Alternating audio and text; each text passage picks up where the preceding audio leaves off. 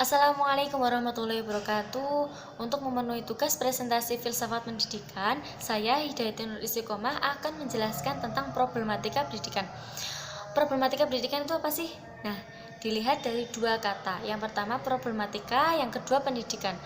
Problematika adalah suatu hal yang mana menyebabkan suatu tujuan itu kurang tercapai atau kurang maksimal atau bahkan gagal. Nah, sedangkan pendidikan adalah pengalaman belajar seseorang sepanjang hidupnya. Jadi bila digabung, problematika pendidikan adalah permasalahan yang ada dalam pendidikan.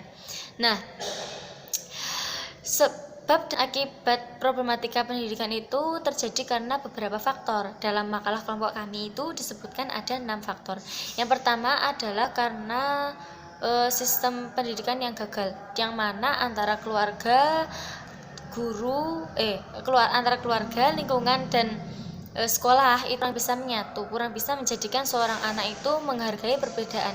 Jadi apabila seorang anak itu lebih menyukai persamaan dan kurang bisa menghargai perbedaan, itu bisa menjadikan sebuah permasalahan pendidikan. Selanjutnya yang nomor 2 adalah perubahan kurikulum. Perubahan kurikulum itu sebenarnya baik. Nah, perubahan kurikulum itu karena untuk memperbaiki problematika pendidikan di masa sebelumnya. Nah, ketika kurikulum itu diterapkan, masalah sebelumnya itu dapat teratasi. Tapi juga tidak kemungkinan memunculkan problematika yang baru ketika kurikulum itu dilaksanakan.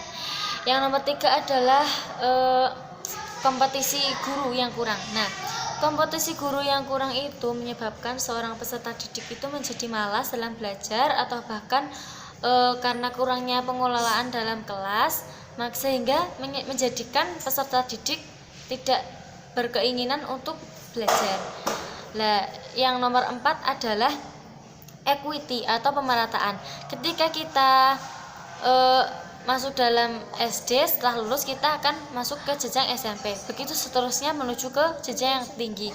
Tapi terkadang juga ada kurangnya pemerataan dalam hak berkeinginan berpendidikan. Bisa jadi disebabkan karena kurangnya ekonomi atau kemiskinan, lalu kurangnya kesempatan dalam belajar, itu juga bisa.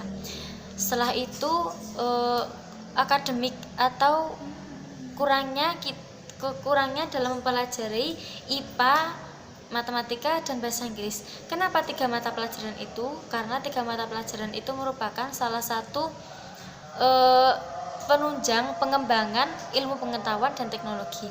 Dan yang terakhir, yang keenam adalah akhlak dan moral. Dan ketika seseorang itu berakhlak dan bermoral, sebab seseorang yang kurang berakhlak dan kurang bermoral biasanya itu menjadikan sebuah problem atau permasalahan, seperti orang yang tawuran dan seseorang yang bersikap buruk. Nah, solusi dari problematika pendidikan yaitu adalah meningkatkan profesionalitas guru dan memperbaiki sistem pendidikan. Nah, sistem pendidikan yang baik akan menghasilkan hasil yang baik. Nah, profesionalitas guru itu contohnya ketika seorang guru mengajarkan kepada kita jangan terlambat. Maka apabila kita menjadi guru, bila kita mengajarkan jangan terlambat, maka kita sebagai guru tidak boleh terlambat. Istilahnya memberi suri tauladan yang baik.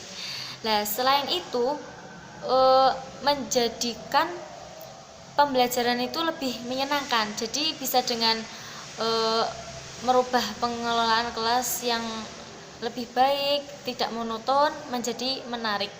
Selain itu, kita harus membebaskan kreativitas anak. Jadi kita tidak boleh mengekang kreativitas seorang anak. Contoh, ketika kita menjadi guru seni, kita menyuruh seorang anak untuk menggambar pemandangan. Nah, kita tidak boleh mematenkan sebuah kata pemandangan. Jadi contoh, saya menyuruh seorang anak untuk menggambar pemandangan, maka yang digambar itu terserah, boleh sawah, boleh gunung, boleh air terjun, boleh laut, dan sebagainya.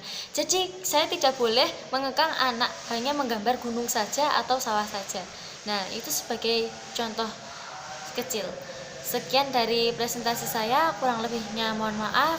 Akhiran wassalamualaikum warahmatullahi wabarakatuh. Terima kasih.